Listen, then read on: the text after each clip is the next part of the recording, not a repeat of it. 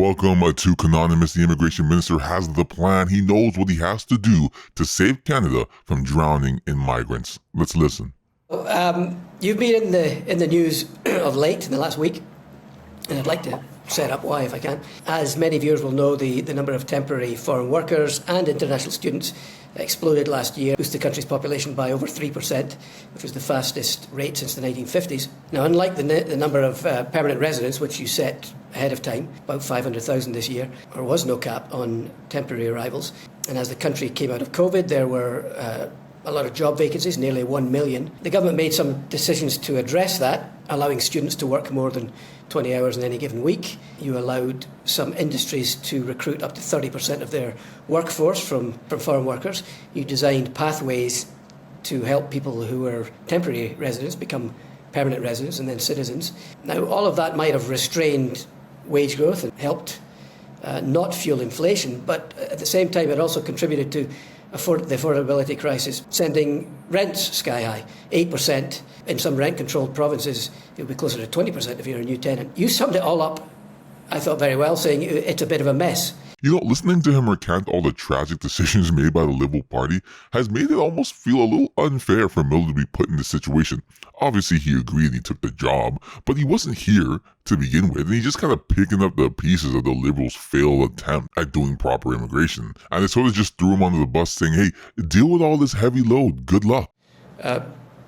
Can you tell us what you've just done to try and course correct? Yeah, and I think that probably sets the scene fairly well, John. I think it's not a regrets moment. I do think that coming out of COVID and even navigating COVID, looking at the labor shortage that we walked into COVID with, a lot of these measures made sense at the time. And in an area where we have never really capped temporary foreign workers, and we don't do the best job analyzing the carry-on effects of our public policy decisions all the time, there was a need at this point in time to start taking a look at, what is 6.2% of the population, 6.3% of the population based on 2023 numbers.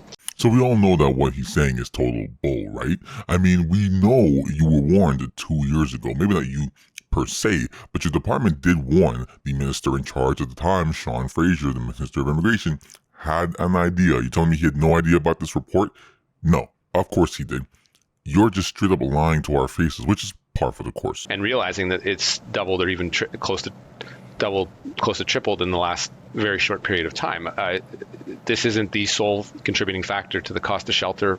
He's right. It's not the sole contributing factor, but it's kind of like the straw that broke the camel's back. It's one more issue we need to worry about, one that was very, very easily preventable. So I don't think that excuse the Liberal Party for its incompetence. Listen, I might even be willing to forgive and forget the dollar printing during the COVID era. I didn't think COVID was going to kill all the people in the world, but perhaps in the shoes of big government and you have to make a decision, maybe that's the one you find you made. And find whether it's right or wrong is sort of a retrospect kind of thing. But immigration was well within your forecast to prevent or at least slow down. Instead, you did the opposite and you sped it up.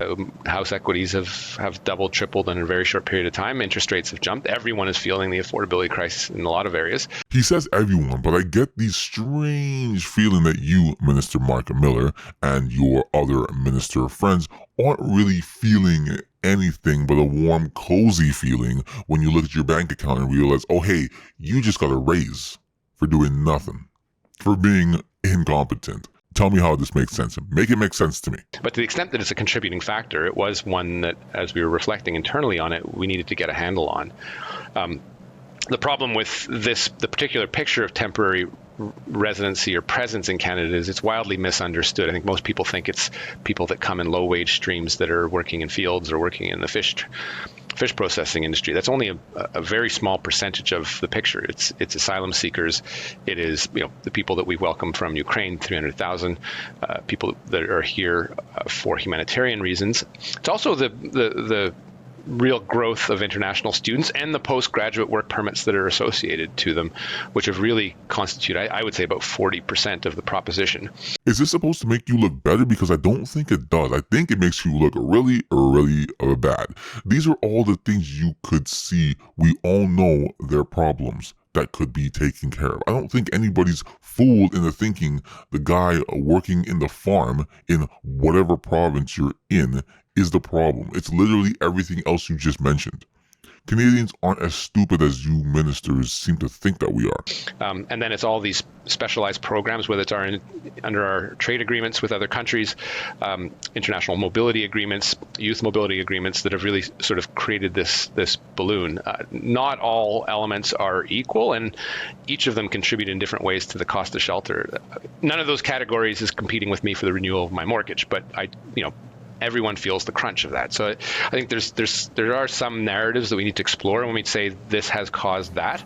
But certainly numbers are undeniable, and it's something that had gotten out of control, whether it's international students or any other category. I took a bunch of measures in the fall and in January that are still in the process of unfolding in terms of capping numbers.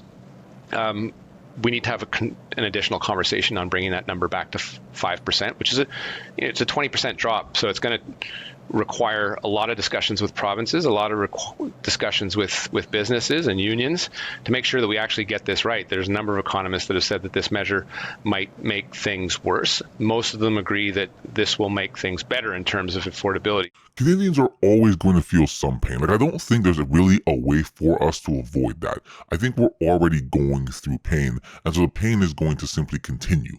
So if we're going to suffer no matter what, can we at least suffer in the right direction? That's the inflow part of it, John. The outflow is also a very important portion of the conversation, because it deals with how we make people permanent in this country.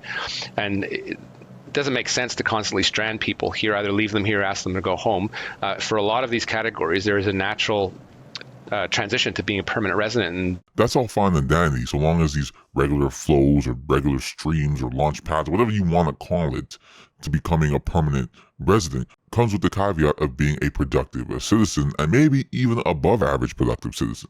Because to be fair and to be honest, we don't need normal productive people. We have normal productive people. We need above average productive people. You're lacking in health, you need more doctors. You're lacking in science, you need more scientists. You're lacking in construction, maybe you need more architects. Whatever it is that you're lacking in, these are the gaps that you should be filling or looking or trying to bring in.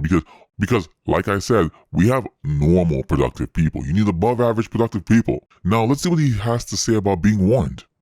I mean, wasn't all this eminently foreseeable? Your predecessor, Sean Fraser, was warned that there could be unintended consequences of allowing students essentially to become a parallel labour pool to the temporary foreign workers. Yeah, and I think in fairness to Sean, he did ring a number of alarm bells. When we get memos from public servants, you get the pros, you get the cons. It would be wrong for them not to highlight the downside of some of the stuff that we decide to take ultimately. This is what you do, and as a responsible minister, you take informed risk. He certainly was working with provinces at the time that I took over to make sure that we had everyone on the same page as to where we were going with this. I have no doubt that we would have gotten here anyway if he had continued, because I know what he told me and encouraged me to do when I took over, and I heeded it. So I think. Okay, then whose fault is it? Because somebody's not on the same page here. The government wants to bring in more and more people. The provinces are saying they don't have enough space to bring in all these people. The cities are begging for more money to handle all these people. I hate this. It's just pointing the finger at everyone and everybody else, but it's somehow nobody's fault at all here. What? I think everyone's to blame. It's usually not one person that has messed up, but a series of people who are benefiting and don't want to fix the problem fast enough till it's too late. So I do wish we had some sort of punishment or even just firing of people who do bad jobs in the government like this. Like Sean Fraser allowed this to happen. Instead of getting canned, he got moved to a different department. There has to be some repercussions. Otherwise, people won't learn from their lessons. They just end up doing it again and again and again. Anyways, I'm going to end it there. Like, comment, and subscribe, and look out for more.